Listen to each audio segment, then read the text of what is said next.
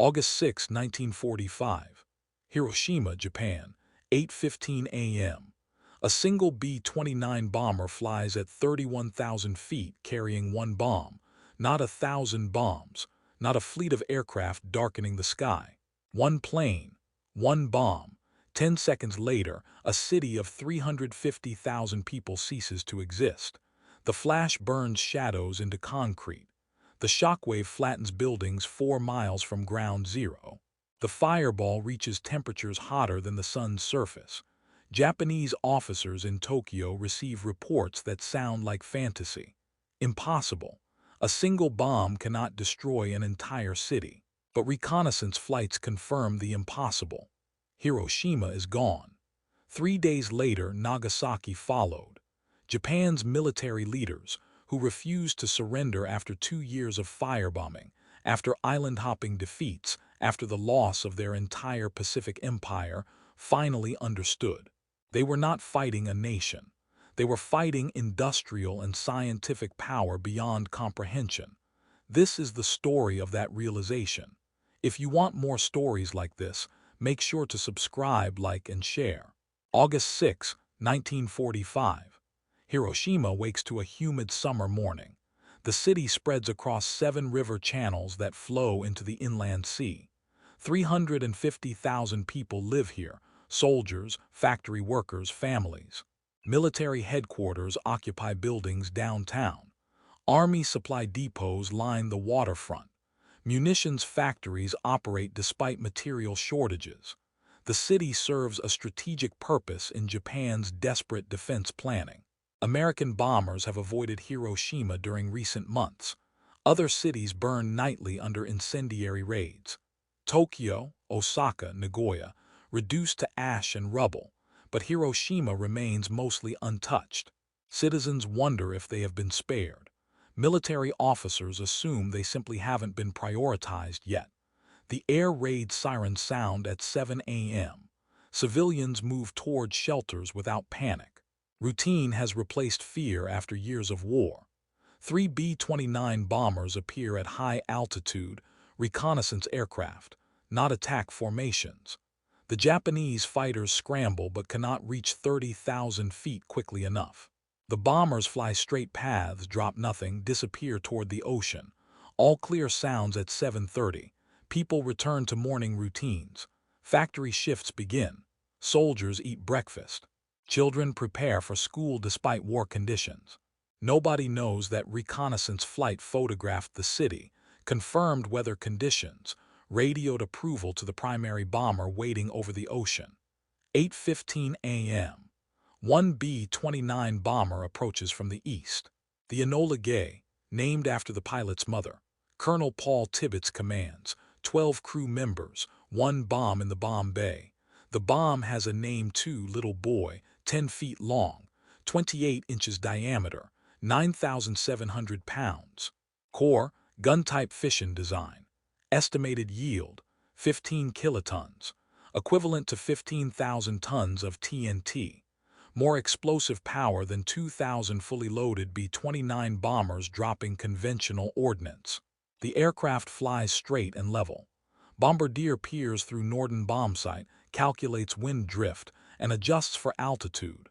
Target: a bridge, distinctive T-shape spanning 2 river channels in the city center. The bridge provides an aiming point visible from 6 miles up. Bomb release at 8:15 and 17 seconds. Little Boy falls for 43 seconds. Enola Gay banks hard right, diving to gain speed, escaping blast radius. 43 seconds, people on the ground see nothing. The bomb appears as a small dark object tumbling through the sky, too far away for recognition. No air raid sirens, no warning. Just a normal morning until physics rewrites reality. Detonation altitude, 1,900 feet above ground. The uranium core achieves critical mass. Neutrons collide with uranium atoms, splitting nuclei, releasing more neutrons in chain reaction. The reaction completes in 1/millionth of 1 second. Energy release equals 15,000 tons of TNT exploding simultaneously. Temperature at the detonation point reaches 10 million degrees Fahrenheit, hotter than the sun's surface. Light brighter than 1,000 suns floods the city. People standing outside looking up see the flash. Their eyes burn instantly blind. Their shadows burn into concrete and stone, permanent silhouettes marking where they stood the moment before vaporizing. The fireball expands to 1,000 feet in diameter in 1 second. Everything within a half-mile radius simply ceases to exist. Buildings, trees, people, vehicles, all matter converts to superheated gas. The shockwave follows milliseconds later. Pressure waves travel faster than sound, containing the force of a hurricane compressed into seconds. Buildings 4 miles from ground zero collapse. Wooden structures ignite spontaneously. Glass windows shatter, sending fragments like shrapnel through anyone standing near them. The sound arrives last, crack of thunder magnified 1,000 times, rolling across the city, echoing off mountains. The mushroom cloud forms according to physics. Superheated air rises rapidly, carrying vaporized material, dust, debris. The column reaches 40,000 feet within minutes. The cloud tops spread horizontally, forming a characteristic mushroom shape. The cloud becomes visible from hundreds of miles away. Reconnaissance aircraft following Enola Gay photograph the cloud from a safe distance. The photographs will travel to Washington within hours. They will appear on President Truman's desk. They will circulate among military commanders. And eventually, they will reach Tokyo, where Japanese high command will study them with disbelief that curdles into horror. Hiroshima burns. Firestorm develops as thousands of simultaneous fires merge into a single inferno. Winds generated by heat create hurricane conditions that feed flames, spreading destruction beyond initial blast radius. Survivors stumble through ruins, skin hanging in sheets, eyes melted, bodies burned beyond recognition of gender or age. 80,000 people die instantly. Another 80,000 die within months from radiation poisoning, burns, injuries. The city's infrastructure, water, electricity, hospitals, fire departments, was destroyed completely. No organized response exists. Survivors help survivors in chaos without leadership or resources. Tokyo receives its first reports within hours. Radio operators transmit fragmented messages. Hiroshima attacked, massive explosion, city destroyed. Military headquarters attempts clarification. Destroyed how? By how many bombers? What type of bombs? The answers make no sense. One aircraft, one bomb, the entire city is gone. Communications officers assume exaggeration, panic-induced errors. Perhaps the earthquake coincided with a bombing raid, amplifying damage. Perhaps multiple bomber waves struck simultaneously, but were only reported as a single plane. The explanations seek to rationalize impossible data. The Japanese High Command convenes an emergency meeting. Officers study maps, calculate bomber ranges, and estimate American capabilities. Conventional analysis suggests destroying a city of Hiroshima's size requires a minimum 200 B-29 bombers dropping incendiary loads over several nights. Single bomber, single bomb scenario violates all established warfare understanding. The generals debate whether reports can be trusted. Perhaps American psychological warfare, false reports intended to damage morale. Perhaps local commanders exaggerate to explain military failures. Reconnaissance aircraft fly over Hiroshima at dusk. Pilots report back details that silence debate. The city doesn't exist anymore. Where 350,000 people lived that morning, only rubble and fire remain. The destruction pattern appears circular, radiating from a single central point. Not the scattered damage of conventional bombing. Not the linear destruction of incendiary raids. Perfect circle of annihilation, suggesting single detonation point. The pilots describe mushroom clouds still visible, towering over ruins like monuments to destruction. Japanese military scientists receive orders. Determine what weapon could produce this effect. They study reports, interview survivors who reached neighboring cities, analyze destruction patterns. The conclusions point toward atomic fission, theoretical physics known to Japanese scientists but considered impossible to weaponize. The energy requirements, engineering challenges, industrial capacity needed to separate uranium isotopes or produce plutonium, all exceeded what Japanese experts believed achievable within the current war timeline. Yet Hiroshima provides evidence. One bomb, one city. Mathematics demands acceptance even when minds resist. American scientists solved problems Japanese scientists considered theoretical exercises. American engineers built facilities Japanese engineers imagined on paper. American industry produced materials the Japanese industry couldn't manufacture. The bomb represents not just a weapon, but a demonstration of comprehensive superiority across every dimension: scientific, industrial, organizational. The mushroom cloud photograph arrives in Tokyo. Black and white image showing column of smoke rising miles into atmosphere. The cloud becomes a symbol of American power. Not just destructive capability, but the visible manifestation of technological achievement beyond Japanese comprehension. Officers pass the photograph between them during briefings. Some stare at it for minutes, trying to process implications. Others refuse to look, deny significance, insist conventional warfare can continue. August 6 ends with the Japanese high command divided. Hardline officers advocate continued resistance. They argue one bomb, however powerful, doesn't change the strategic situation. American invasion still requires landing millions of soldiers on Japanese beaches. Defenders will fight to the last man. Victory remains possible through sacrifice and determination. Other officers begin calculating differently. If America possesses atomic bombs, if they can be delivered by single aircraft without risk, if Hiroshima can be repeated on any city, how does Japan respond? No defense exists against weapons that arrive without warning and obliterate everything within miles. Night falls over ruined Hiroshima. Fires burn throughout darkness. Survivors huddle in destroyed neighborhoods, seeking shelter that doesn't exist, waiting for help that cannot arrive.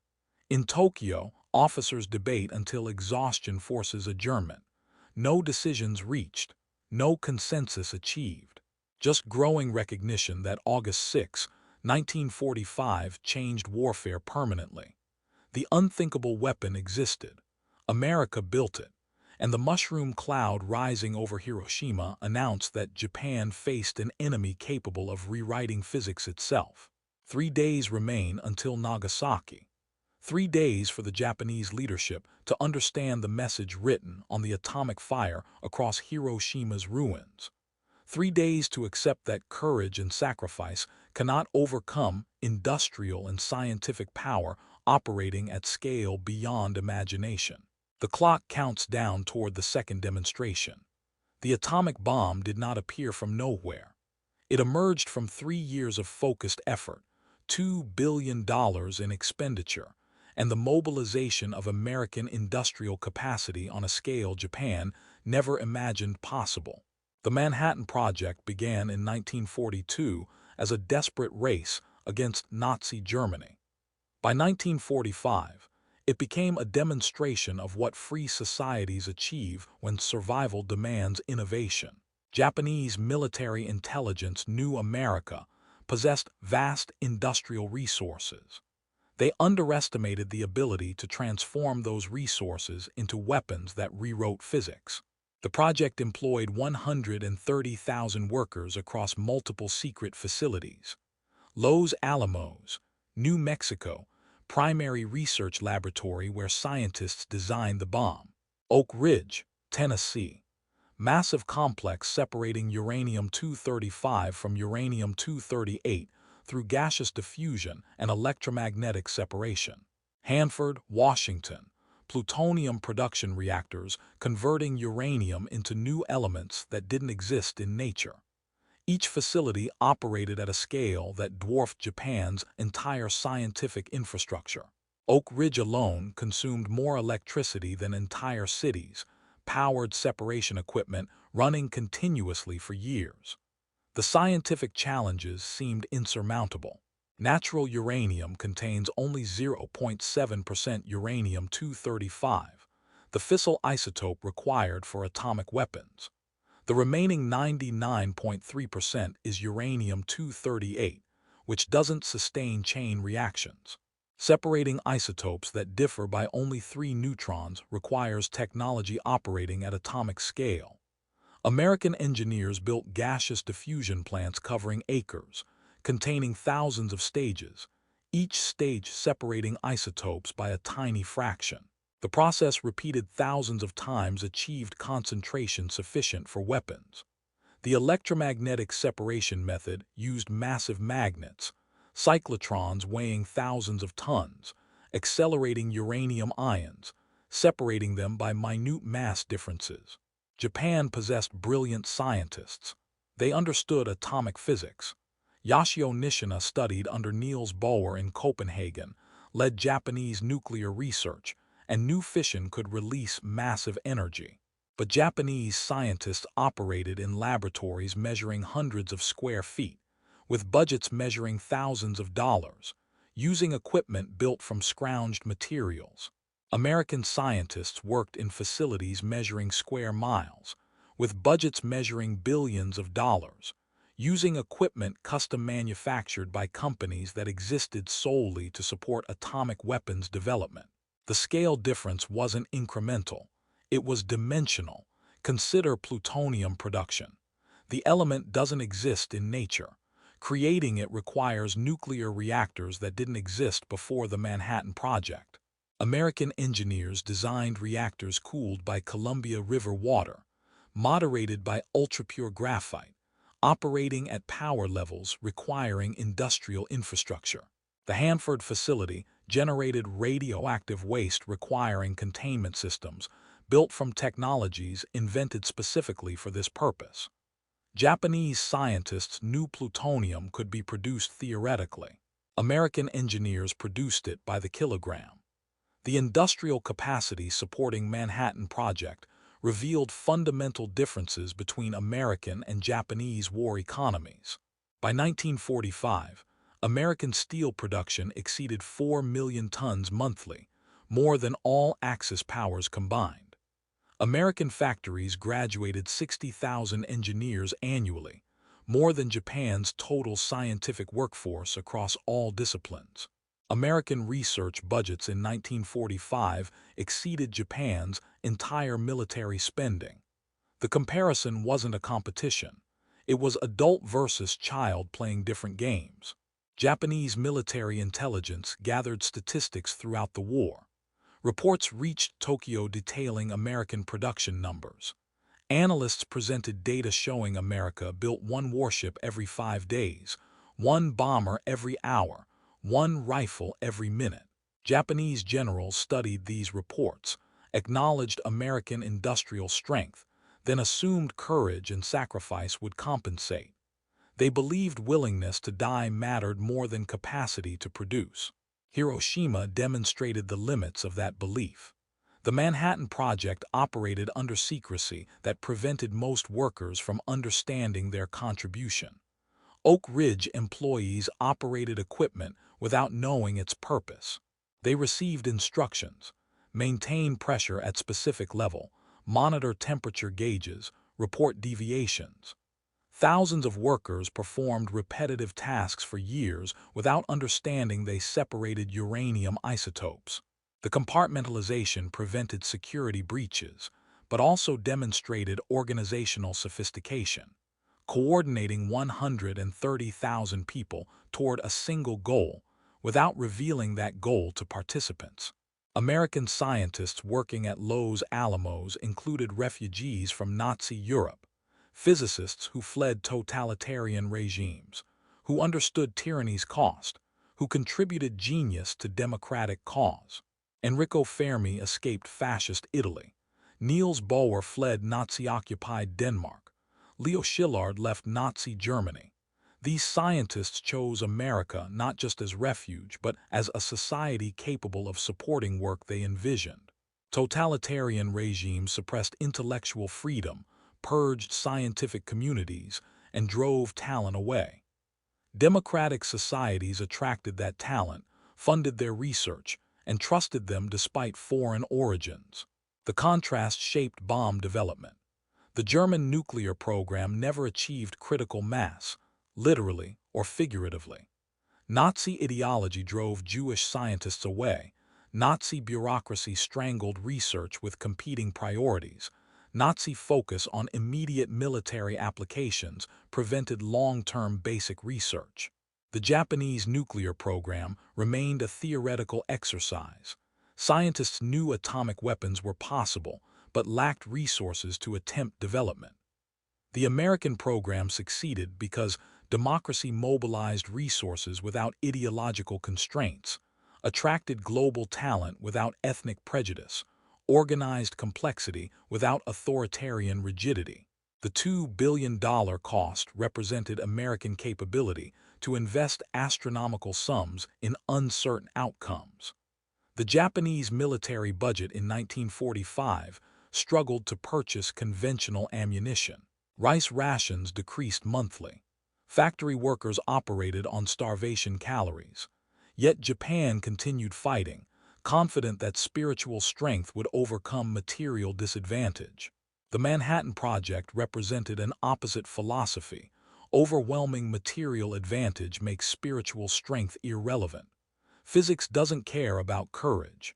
Chain reactions proceed according to mathematics, not ideology. The bomb design itself demonstrated two different approaches to the same problem. Little Boy, the Hiroshima bomb, used gun-type design. Simple concept: fire one piece of uranium-235 into another piece at high velocity, creating supercritical mass that detonates. The design required minimal testing because physics predicted reliability. Fat Man, the Nagasaki bomb, used implosion design. Complex concept: surround plutonium core with conventional explosives, detonate explosives simultaneously, compress plutonium to supercritical density. The design required extensive testing because timing demanded nanosecond precision. America built both designs because resources allowed parallel development. Japan couldn't have built either. Japanese officers studying Hiroshima photographs after the attack began calculating backwards. How much uranium-235 does a 15-kiloton bomb require? Answer: approximately 64 kilograms. How long does separating 64 kilograms of uranium-235 take? Using Japanese laboratory capacity, decades. Using American industrial capacity at Oak Ridge, months. The mathematical reality destroyed any hope of matching American capability. Japan couldn't build an atomic bomb during the current war. America already built multiple bombs and continued production. The mushroom cloud photograph sitting on conference tables in Tokyo represented a visible manifestation of an invisible industrial process. The cloud showed destruction. Behind destruction stood 3 years of engineering, billions of dollars of investment, cities full of workers, electrical grids powering separation plants, scientific genius applied to weaponization. The photograph was captured instantly. Japanese officers needed to understand the years preceding that instant, years when America reorganized a significant fraction of the industrial economy toward a single purpose. American industrial culture enabled Manhattan Project success.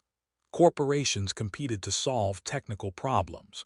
DuPont Chemical designed and built Hanford reactors in 18 months, impossible timeline achieved through motivated collaboration. General Electric manufactured specialized equipment. Union Carbide operated Oak Ridge facilities. These companies possessed expertise, resources, and organizational capacity that didn't exist in the Japanese economy. Japanese industry operated under military control, with resources allocated through bureaucratic process, innovation suppressed by conservative management.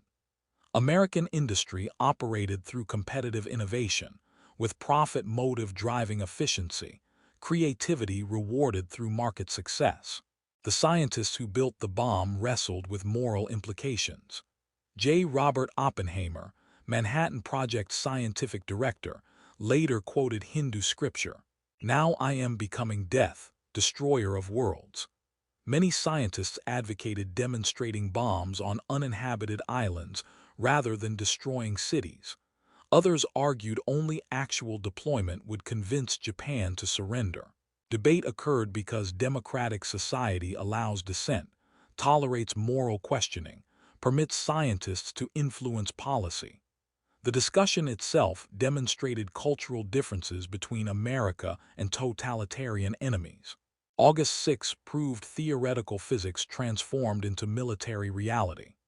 The Japanese High Command received evidence that America possessed not just industrial capacity to produce steel and bombers, but scientific sophistication to manipulate atomic nuclei. The gap wasn't technological alone. It was philosophical. Democratic societies that respect intellectual freedom, invest in basic research, organize complexity through voluntary cooperation, and mobilize resources without ideological constraint can achieve what totalitarian regimes consider impossible. The mushroom cloud represented more than an explosion. It symbolized invisible infrastructure. The laboratories, factories, electrical grids, scientific networks, industrial processes, organizational systems that made atomic weapons achievable. Japanese officers studying the photograph needed to understand that what they faced wasn't a single weapon, but an entire civilization operating at a higher level of capability. 3 days remained until Nagasaki demonstrated America possessed multiple bombs, multiple delivery systems, and production capacity for continued deployment. The message wasn't just, "We have this weapon." The message was, "We have the industrial and scientific power to produce these weapons indefinitely." August 6 to August 9, 1945. 72 hours. Japanese High Command gathers in emergency sessions in Tokyo. The Supreme War Council, 6 men who control Japan's destiny, meets in an underground bunker beneath the Imperial Palace. Prime Minister Kentaro Suzuki, Foreign Minister Shigenori Togo, Army Minister Korchika Anami, Navy Minister Mitsumasa Yana, Army Chief of Staff Yashijiro Umezu, Navy Chief of Staff Somu Toyoda. They study reconnaissance photographs. They read survivor testimonies. They listen to scientific assessments. And they debate what action Japan can take against an enemy that destroys cities with single bombs. The reports from Hiroshima paint an apocalyptic picture. Survivors describe flash brighter than sun, heat that vaporized human beings instantly, shockwave that collapsed reinforced concrete buildings miles from detonation point. Doctors treating survivors report mysterious illness, nausea, hair loss, bleeding, death within days despite no visible injuries. Japanese scientists identify radiation poisoning, but cannot explain the mechanism to military commanders lacking scientific background. The weapon operates through physics foreign to traditional military understanding. General Anami leads a hardline faction. He argues surrender remains unthinkable. Bushido Code, the way of the warrior, demands fighting to death rather than accepting defeat. Japanese soldiers trained since childhood to view surrender as ultimate shame. Better to die honorably than live with dishonor. Anami proposes continued resistance. One atomic bomb, however terrible, doesn't change strategic calculus. The American invasion requires landing forces on Japanese beaches. Defenders will inflict massive casualties. Perhaps America lacks the stomach for projected losses. Perhaps they possessed only one bomb and expended it on Hiroshima. Perhaps negotiated peace remains possible if Japan demonstrates unwillingness to surrender. Foreign Minister Togo represents a moderate faction. He studied reports more carefully. He recognizes the atomic bomb represents qualitative change in warfare. Traditional defense calculations assume the enemy must risk soldiers to capture territory. Atomic weapons eliminate that requirement. America can destroy Japanese cities one by one, never risking invasion, never exposing troops to defensive fighting. The mathematics of attrition warfare become irrelevant when the enemy operates beyond attrition. Togo argues for immediate surrender while terms might still be negotiated. Delay risks Soviet entry into war, unconditional surrender, occupation without guarantees for imperial institutions. The debate circles endlessly. Military officers present calculations showing 2 million defenders armed and prepared to resist invasion. They cite historical precedents: Mongol invasions defeated through determination, foreign occupations resisted through guerrilla warfare. They invoke spiritual strength, national character, and willingness to sacrifice everything. The arguments convince themselves but ignore changed reality. Previous defensive strategies assumed conventional warfare. Hiroshima demonstrated conventional assumptions no longer apply. Intelligence officers present estimates of American atomic capability. They calculate uranium separation rates based on known industrial capacity. They estimate America possesses 3 to 5 additional bombs, with production continuing. The analysis relies on incomplete information. American industrial capacity exceeds Japanese intelligence estimates, but even conservative numbers paint a grim picture. America can destroy one city per week indefinitely. Japan possesses dozens of cities. The mathematics lead to a single conclusion: continued resistance equals national annihilation. The mushroom cloud photograph circulates during meetings, physical evidence printed on paper. Some officers study it intently, tracing cloud's vertical column, horizontal spread, and calculating scale from known terrain features. Others glance briefly, then look away, refusing to process implications. The photograph represents cognitive dissonance, visible proof of something minds reject as impossible. How does a single bomb create destruction requiring hundreds of bombers? How does a weapon fit in a single aircraft?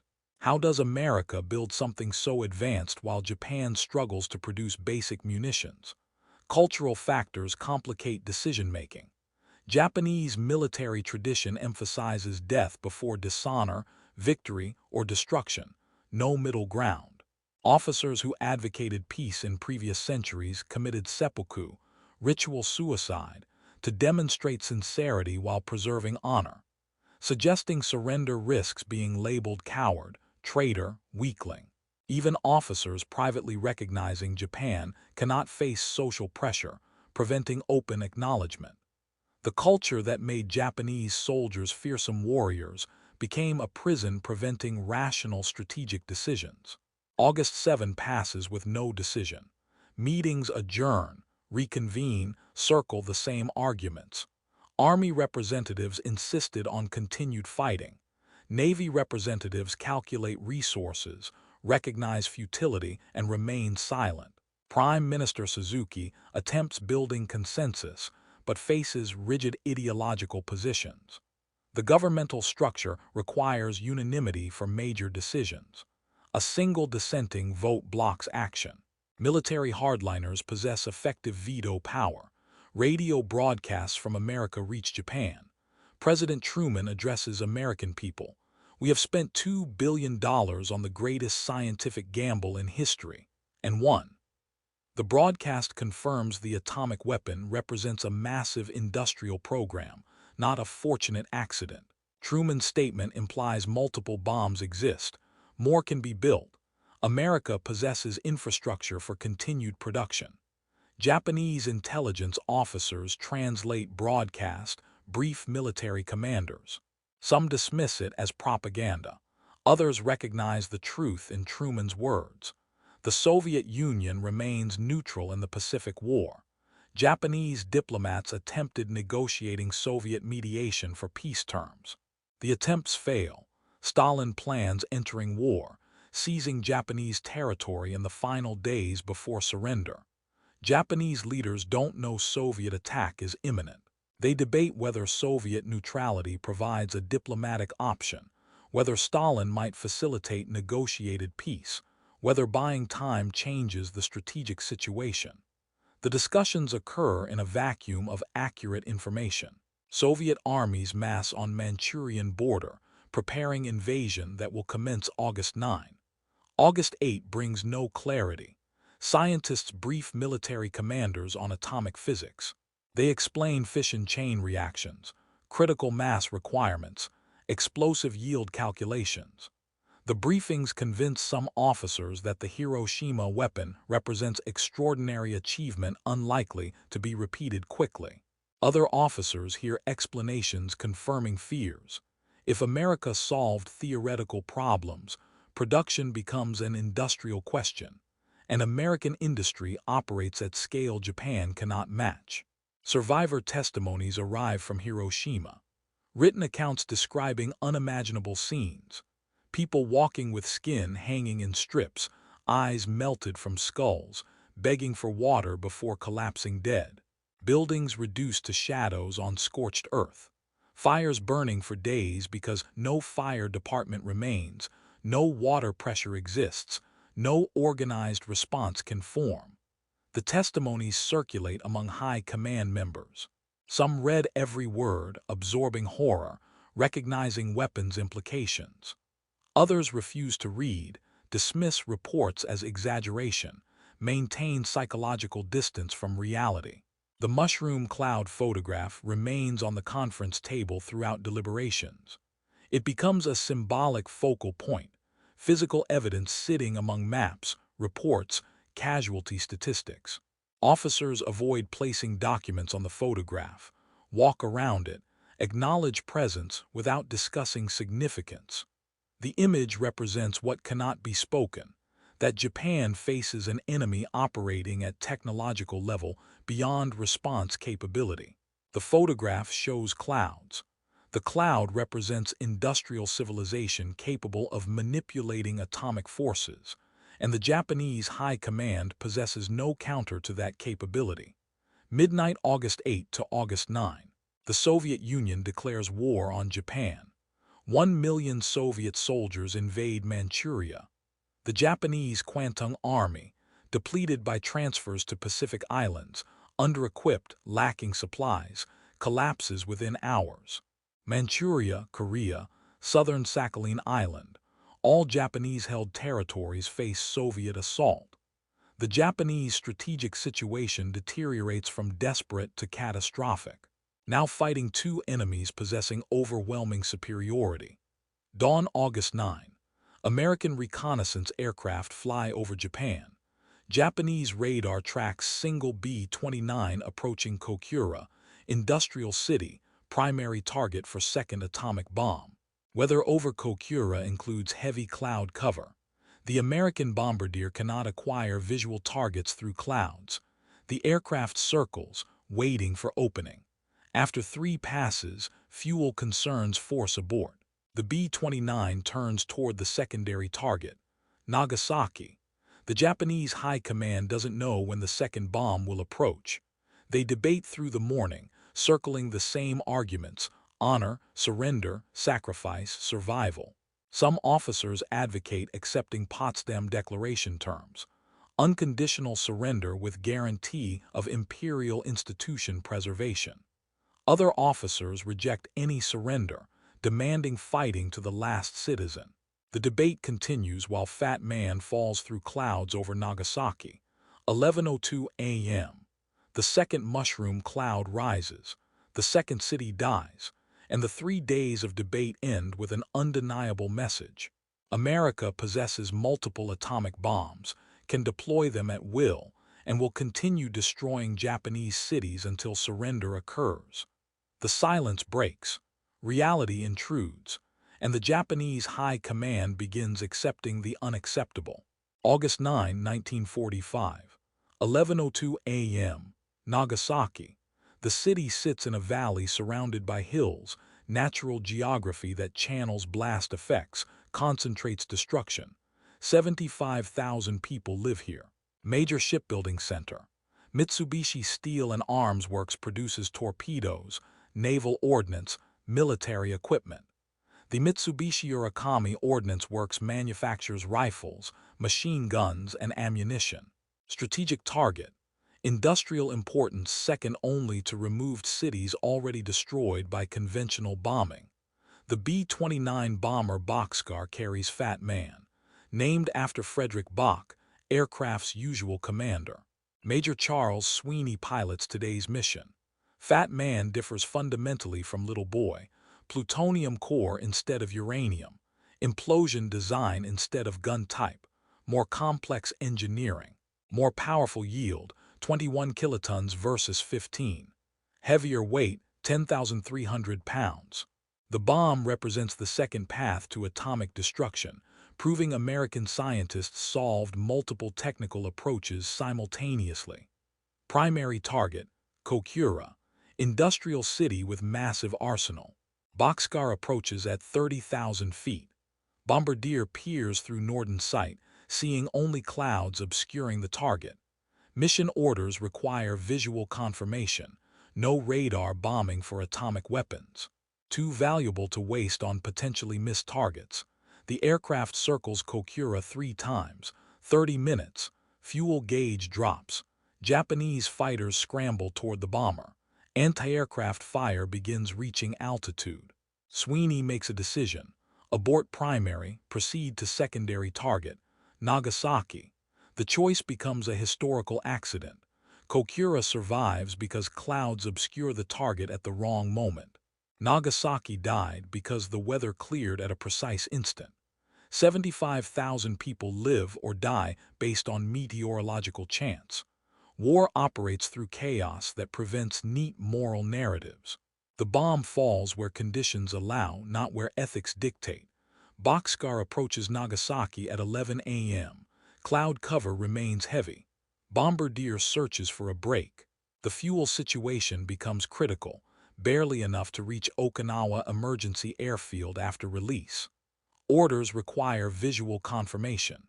Sweeney prepares to abort a second time, turn back with an unused bomb, and attempt a mission another day. Then clouds part briefly. Bombardier acquires target, Mitsubishi Steel and Arms Works. Release at 11:01. Fat Man falls for 47 seconds. Detonation at 1,500 feet altitude. Plutonium core compresses to supercritical density. Chain reaction releases 21 kilotons. Temperature exceeds 10 million degrees. The flash burns retinas 20 miles away. Shockwave propagates at supersonic velocity. Hills surrounding the valley reflect blast back toward the city center, an acoustic effect that amplifies destruction. Buildings collapse. Mitsubishi plants vaporize. Residential neighborhoods ignite simultaneously. 40,000 people die instantly. Firestorm develops within minutes. Tokyo receives word at noon. Second atomic bomb. The second city was destroyed. The timing, 3 days after Hiroshima, carries a deliberate message. This wasn't a singular achievement. America possesses multiple bombs, can deploy them routinely, and will continue until Japan surrenders. The Supreme War Council receives notification during ongoing debate about Hiroshima. Nagasaki ends debate. No more questioning whether America possesses additional bombs. No more suggesting Hiroshima might be unrepeatable. Evidence arrives in a mushroom cloud photographed over the second city. The plutonium design demonstrates American technological sophistication at a deeper level than uranium bombs. Little Boy used a simple gun-type assembly. Fire one uranium piece into another. Engineers could predict reliability through physics calculations without full-scale testing. Fat Man required implosion. Compressed plutonium sphere using conventional explosives detonated with nanosecond precision. The engineering complexity exceeded gun-type design by orders of magnitude. American scientists mastered both approaches, built production capability for both bomb types, and proved capacity to develop multiple atomic weapon designs simultaneously. Japanese scientists briefing military commanders explain significance. Plutonium doesn't exist in nature. Creating it requires nuclear reactors that didn't exist before the Manhattan Project. Producing weapons-grade plutonium requires isotopic separation, chemical processing, metallurgical techniques invented specifically for bomb development. America didn't just build one bomb through a lucky accident. America created entire industrial infrastructure, reactors, separation facilities, production lines, capable of manufacturing atomic weapons continuously. The distinction between singular achievement and systematic capability defines the difference between strategic surprise and strategic transformation. Military hardliners who dismissed Hiroshima as a possible one-time weapon face undeniable evidence. 3 days, 2 bombs, 2 cities destroyed. The interval suggests production capacity, stockpile depth, operational readiness. American intelligence actually possesses only 1 additional bomb immediately available, but Japanese high command cannot know this. They must assume the worst case. Multiple bombs available, more in production, capability to destroy Japanese cities weekly.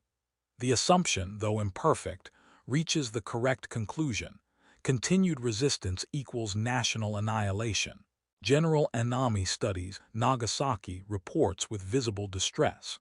The hardline position he advocated collapsed under the weight of the second demonstration.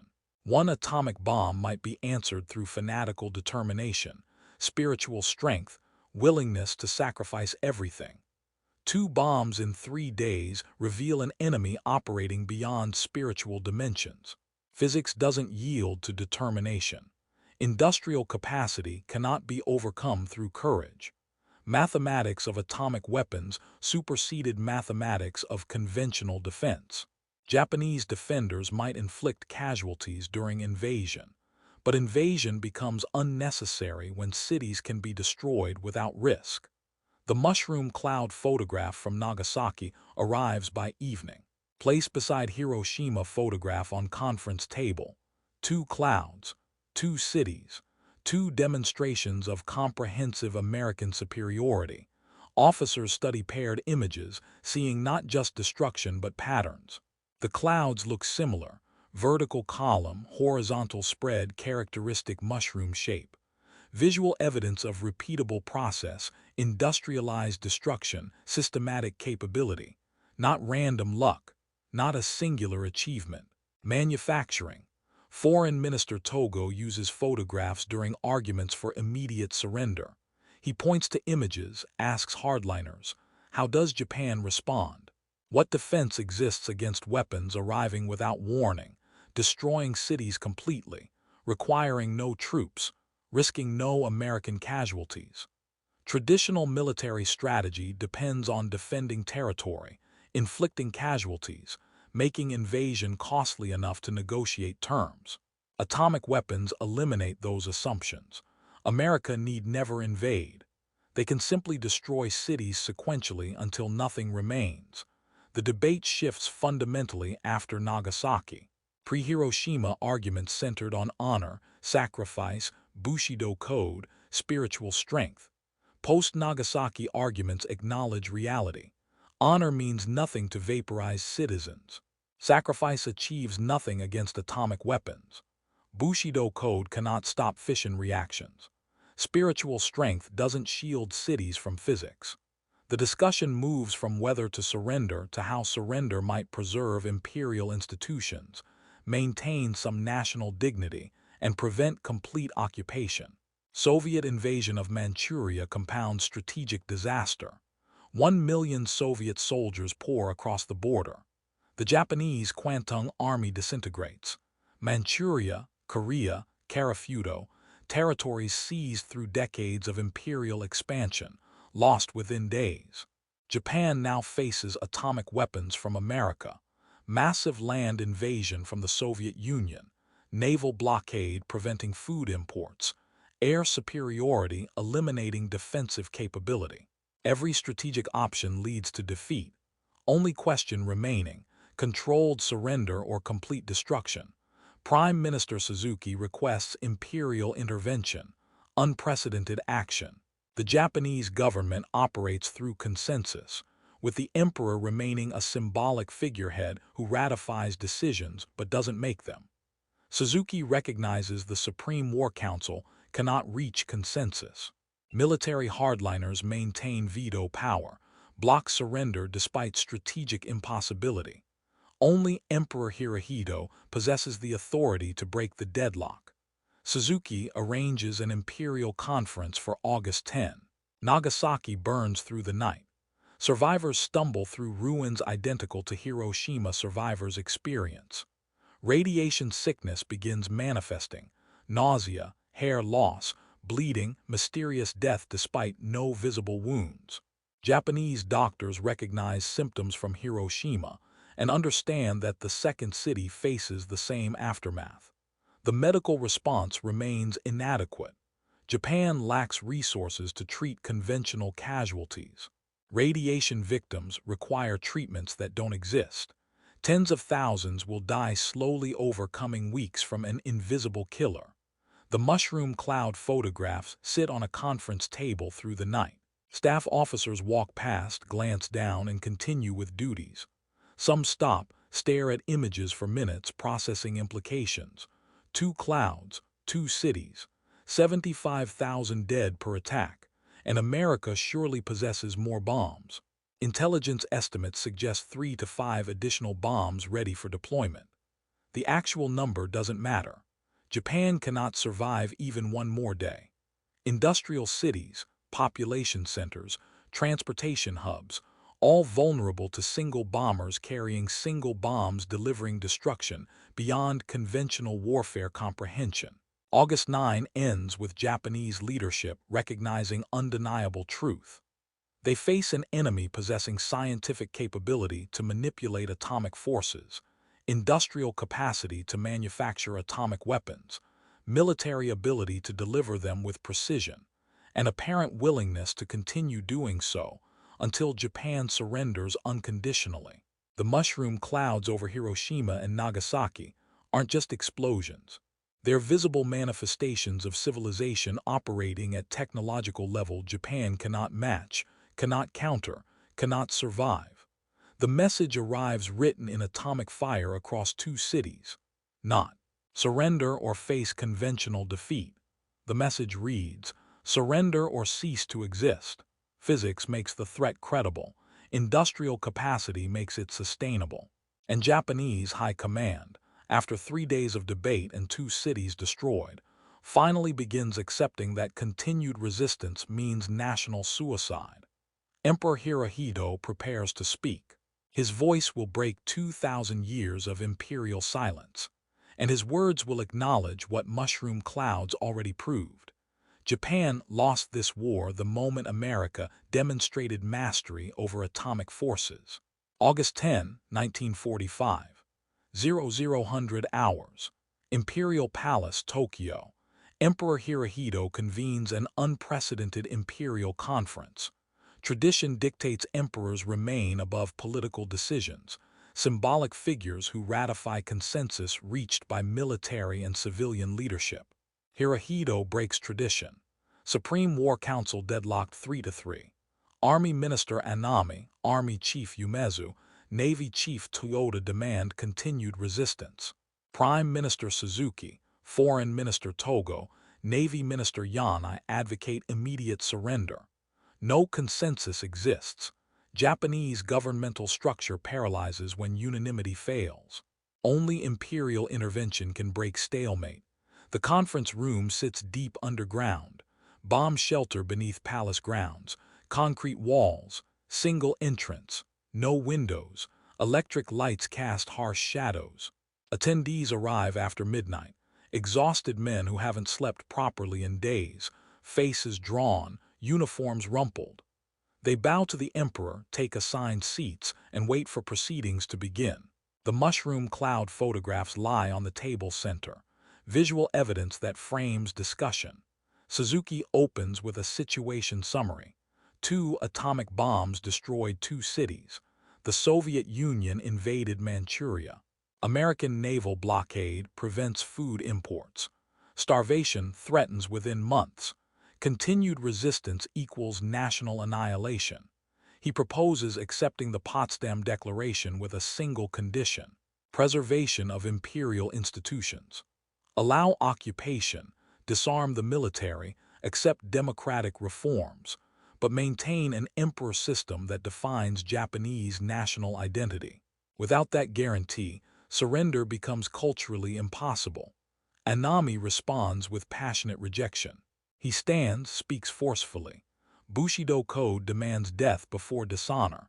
Japanese military tradition spans centuries of warrior culture. Samurai chose suicide over capture. Soldiers in the current war demonstrate willingness to die through banzai charges, kamikaze attacks, refusal to surrender despite hopeless situations. Atomic bombs change nothing fundamental. They represent technological advantage, not spiritual superiority. The Japanese spirit remains unconquerable. Defense of home islands will inflict such massive casualties that America must negotiate terms. Honor demands fighting to the last person. The argument carries weight among military officers. They train their entire lives to view death as preferable to defeat. Surrender represents ultimate failure, personal, professional, cultural. Anami speaks their language, validates their worldview, provides an intellectual framework for continuing war everyone privately knows cannot be won. Psychology trumps strategy when culture defines reality. Togo counters with evidence. He references mushroom cloud photographs. 2 cities destroyed by 2 bombs in 3 days. American production capacity suggests additional bombs available with more in production. Japan possesses no defense against atomic weapons. No fighter aircraft reach B-29 operational altitude reliably. No anti-aircraft guns shoot accurately at 30,000 feet. No early warning system provides sufficient time for evacuation. American bombers approach, drop a single bomb, and destroy the entire city. Repeat the process weekly until Japan surrenders or ceases to exist as a functioning nation. The mathematical argument cuts through cultural resistance. Anami can invoke honor, sacrifice, spiritual strength, but cannot dispute physics. Atomic weapons operate through mechanisms that ignore courage. Chain reactions proceed according to nuclear forces, not human determination. Japanese defenders might fight bravely, die honorably, sacrifice everything, and still lose when cities vaporize without requiring invasion. Navy Minister Yanai provides a naval perspective. The American fleet dominates the Pacific absolutely. The Japanese Navy was reduced to scattered remnants hiding in ports, lacking fuel for operations, serving as stationary targets for American bombers. Naval blockade prevents food imports. Rice rations are already insufficient. Starvation timeline measured in months, not years. Continued resistance means Japanese civilians starve, while the military fights hopeless battles. Surrender preserves the population that continues war destroys. The discussion extends past midnight into early morning hours. Officers present prepared statements. They cite casualty estimates, resource calculations, and strategic assessments. Hardliners maintain that massive American casualties during invasion might force negotiated peace. Moderates counter that atomic weapons eliminate the need for invasion. Arguments circle without resolution. The 3-3 deadlock remains unbroken. Hirohito listens silently throughout the debate. Imperial protocol dictates the emperor doesn't participate in political discussions.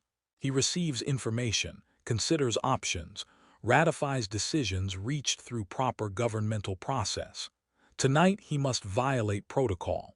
Deadlock cannot be broken through normal means. Military hardliners possess effective veto power.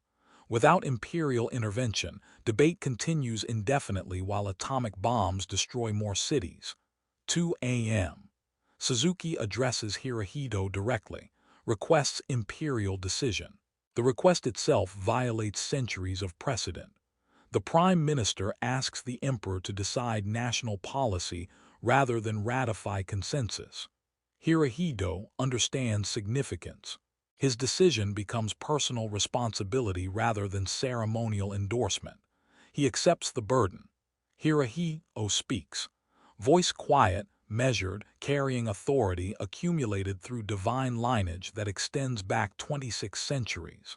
He references mushroom cloud photographs. 2 cities destroyed. Tens of thousands died instantly. Survivors dying from radiation poisoning without possibility of treatment. Soviet invasion capturing Japanese territories. American blockade threatening starvation. The mathematical reality that continued resistance equals national destruction. The Emperor states the conclusion: Japan must surrender. Accept the Potsdam Declaration. Preserve imperial institutions through negotiation. Allow occupation, disarmament, democratic reforms, but maintain continuity with the past that defines Japanese identity. Honor exists in preserving nation's future, not in suicidal resistance that destroys everything. Bushido Code emphasizes loyalty to the emperor above personal honor. Imperial command to surrender supersedes individual desire to fight. Military hardliners hear imperial decisions with visible distress. Anami's face shows anguish. Umezu stares at the table. Toyota closes eyes. They devoted lives to military service, accepted inevitable death in combat, prepared for the final battle defending their home islands. Now the emperor commands surrender. Cultural conditioning creates impossible conflict. Disobeying the emperor violates deepest values, yet surrender violates equally deep warrior code. Hirohito addresses hardliners directly, acknowledges their devotion, recognizes their suffering, validates their commitment, but emphasizes that continued resistance serves ego, not nation. True loyalty means accepting the emperor's decision despite personal feelings. The statement provides psychological escape. Officers can surrender while maintaining that they followed imperial command rather than chose cowardice. Cultural face-saving that makes unacceptable decisions barely tolerable. The conference concludes at 3 a.m. Attendees bow to the emperor, departing to implement the surrender decision. Foreign Ministry begins drafting response to Potsdam Declaration. Military representatives prepare orders for armed forces. Radio technicians arrange equipment for imperial broadcasts, the first time an emperor's voice will reach Japanese people directly. 2,000 years of tradition shattered because atomic weapons changed warfare permanently. August 10 through August 14. Negotiations proceed with the American government through Swiss intermediaries. Japan requests guarantees of imperial institution preservation. America responds ambiguously. The emperor may remain subject to supreme Allied commander authority. Japanese hardliners argue response provides insufficient guarantee.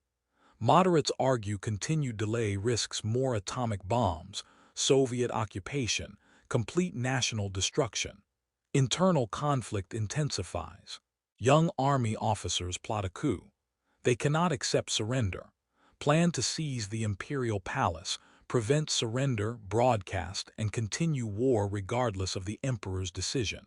The plot reflects cultural values taken to logical extreme. Death before dishonor becomes national suicide before negotiated peace. Conspirators believe the population will support continued resistance once leadership change occurs. August 14. Hirohito records surrender announcement. Formal court language, classical Japanese barely comprehensible to common citizens. Key phrase: the war situation has developed not necessarily to Japan's advantage. Massive understatement describing atomic devastation and comprehensive defeat. The phrasing preserves dignity while acknowledging reality. Recording completed, pressed to phonograph records secured for broadcast. Night of August 14 to 15. Coup attempt begins. Junior officers attack the palace, search for surrender recording, and attempt to prevent the broadcast. Palace guards resist. Anami refuses supporting the coup despite sympathy for conspirators' motivations. Without senior military backing, the plot fails. Guards protect recording. Officers commit suicide rather than face arrest. The coup becomes a footnote, desperate final gesture by men who couldn't accept changed reality. August 15, 1945. Noon. Radio broadcast scheduled. Japanese citizens gather around radios, uncertain what announcement will contain. Rumors suggest something unprecedented. The emperor's voice has never been broadcast. Most citizens never heard him speak. The radio crackles. Static fills airwaves. Then voice, formal, distant, barely audible through poor recording quality. To our good and loyal subjects. After pondering deeply the general trends of the world and the actual conditions obtaining in our empire today, we have decided to effect a settlement of the present situation by resorting to an extraordinary measure. The speech continues for 5 minutes. Classical language obscures meaning. Many listeners don't understand immediately. Key phrase buried in formal phrasing. Japan accepts Potsdam Declaration terms. War ends. Surrender declared.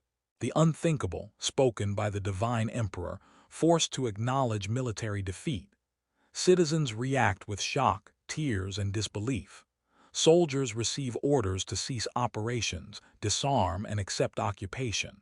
Some comply immediately. Others refuse, continue fighting until forced to stop.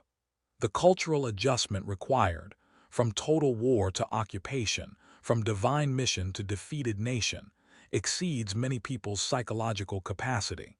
They train to win or die. Surrender wasn't considered possible. The mushroom clouds over Hiroshima and Nagasaki forced this moment, not the Soviet invasion alone, not conventional bombing alone, not blockade alone. The combination of threats made surrender inevitable, but atomic weapons made it immediate. Japanese leadership might have continued fighting despite the Soviet attack, hoping to negotiate terms, gambling on American invasion casualties. Atomic bombs eliminated that option. Physics demonstrated that America could destroy Japan without invasion, without negotiation, without risk. The emperor understood continuation meant watching nations vaporize city by city until nothing remained. The decision to surrender preserved Japan, allowed reconstruction under American occupation, enabled transformation into democratic society and economic power. But the decision required accepting what seemed impossible, that courage, honor, and sacrifice couldn't overcome an enemy possessing atomic weapons. The mushroom clouds taught brutal lessons. Ideology yields to physics, culture bends to mathematics, determination breaks against industrial capacity. America possessed power that rewrote warfare. Japan possessed traditions that couldn't adapt fast enough. The emperor's voice acknowledged defeat not to enemy soldiers, but to atomic forces themselves. The mushroom cloud became a symbol of power beyond military categories. Not just destructive capability, though destruction exceeded anything previously achieved. Not just technological advancement, though technology rewrote physics into weaponry. The cloud represented comprehensive superiority across every dimension that defines modern civilization. Japanese high command studied those photographs and recognized they had fought enemies operating at fundamentally different levels. The realization came too late to change the outcome, but carried lessons that shaped post-war understanding of power itself. Japanese military leaders provided testimonies after surrender. Interviews conducted by American occupation authorities, historical records compiled for war crimes tribunals, personal memoirs written during imprisonment. The testimonies reveal a consistent theme. Japanese leadership understood individual American advantages, industrial production, resource access, technological innovation, but failed to comprehend how those advantages combined into overwhelming systemic superiority. They calculated that Japanese spiritual strength, tactical excellence, and willingness to accept casualties would compensate for material disadvantages. Hiroshima and Nagasaki demonstrated the fatal flaw in that calculation. Admiral Yanai, Navy minister who advocated surrender, stated after the war, "I think the term is perhaps inappropriate, but the atomic bombs and the Soviet entry into the war are, in a sense, gifts from the gods. These events made it possible for us to end the war without making clear the question of who was responsible." His words captured peculiar relief among moderate Japanese leaders. Atomic weapons provided external justification for surrender that internal political processes couldn't generate. Military culture made surrender impossible to advocate without appearing cowardly. Atomic bombs made surrender militarily rational, allowing officers to accept defeat while preserving honor. General Anami, who led hardline resistance to surrender, committed seppuku, ritual suicide, on August 15 rather than witness occupation. His final statement acknowledged the emperor's decision while maintaining personal adherence to Bushido code. The suicide reflected cultural values that made total war seem preferable to negotiated peace. But Anami's death also represented recognition that atomic weapons changed fundamental assumptions. Traditional military honor demanded fighting until death. Atomic weapons made that death meaningless. Vaporization doesn't distinguish between brave soldiers and civilians, between honorable last stands and pointless sacrifice. Japanese scientists who understood atomic physics described a peculiar horror when Hiroshima reports arrived.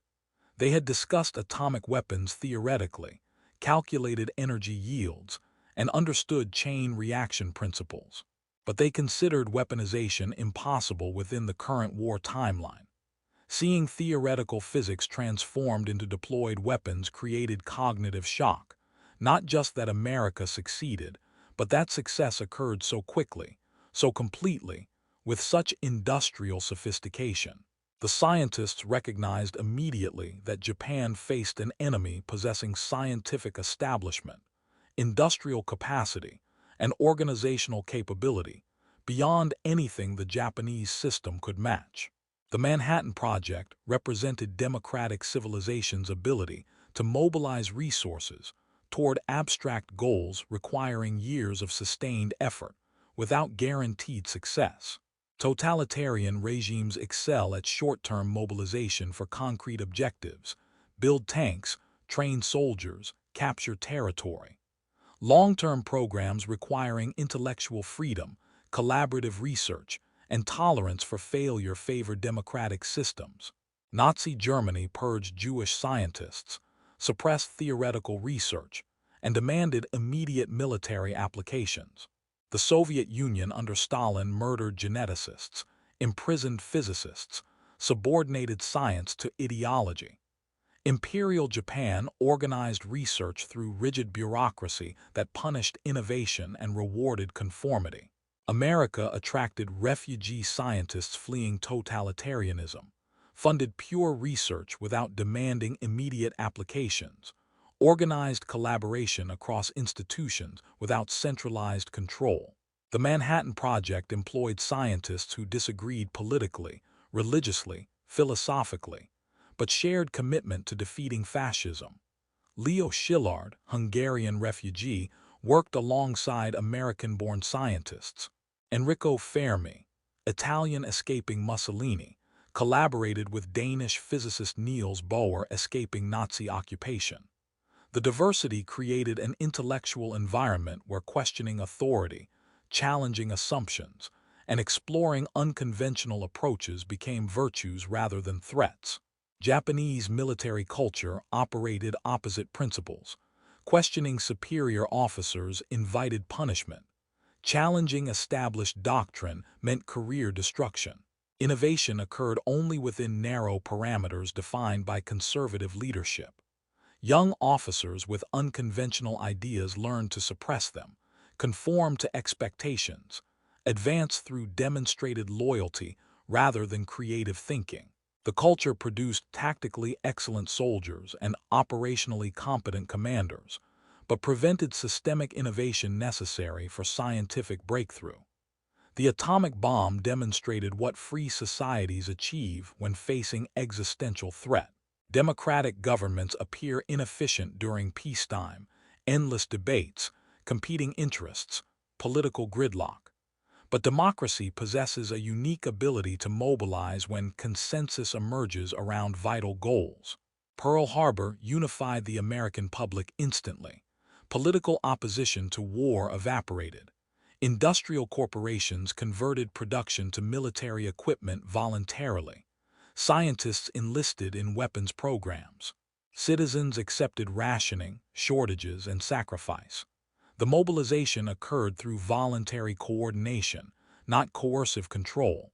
Workers increased productivity because they believed in the cause, not because secret police threatened them. Japan mobilized through coercion and indoctrination. Military police enforced conformity.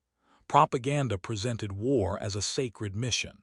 Citizens accepted sacrifice because refusal meant imprisonment or death.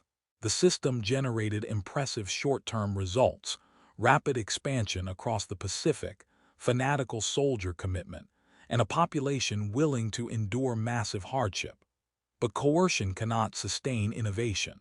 Scientists work best when intellectually free.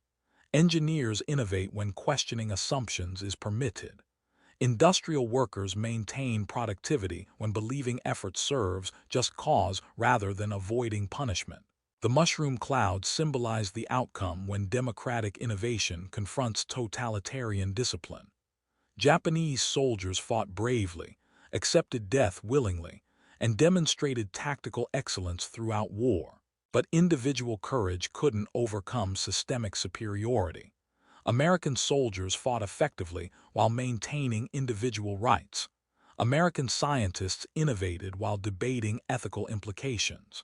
American industry produced weapons while workers earned wages and joined unions. The system seemed chaotic compared to Japanese military discipline, yet produced atomic weapons while Japan struggled manufacturing conventional ammunition. Post-war reconstruction proved the point definitively. American occupation transformed Japan into democratic society. Initially, Japanese citizens expected harsh treatment. Occupation armies typically brutalized defeated populations. Instead, Americans implemented democratic reforms, rebuilt infrastructure, and encouraged economic development. General Douglas MacArthur, Supreme Commander, pushed aggressive democratization, land reform, women's suffrage, labor unions, free press, constitutional government. The policies directly contradicted Japanese expectations about totalitarian occupation. Japanese society adapted remarkably quickly. Constitutional democracy took root. Economic growth accelerated. Within decades, Japan became a global economic power. The transformation demonstrated that Japanese people weren't inherently incapable of democracy. They had been trapped in a military-dominated system that suppressed democratic impulses. Given freedom, they built a free society. Given economic opportunity, they created prosperity. The post-war success validated democratic principles that atomic bombs defended. The mushroom cloud carried a deeper message than surrender or die. It said, "This is what free societies can achieve."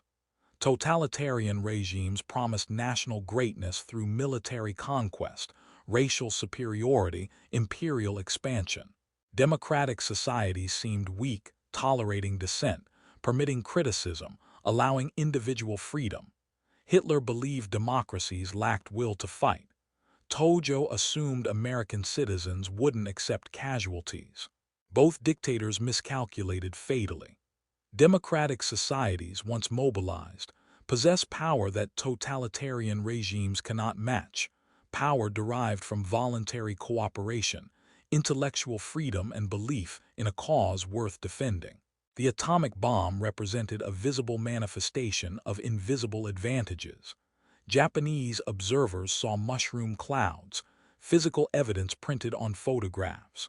Behind that cloud stood infrastructure they couldn't see. Universities where scientists researched freely, corporations where engineers innovated independently, political systems where citizens debated policy openly, economic structure where prosperity enabled massive investment.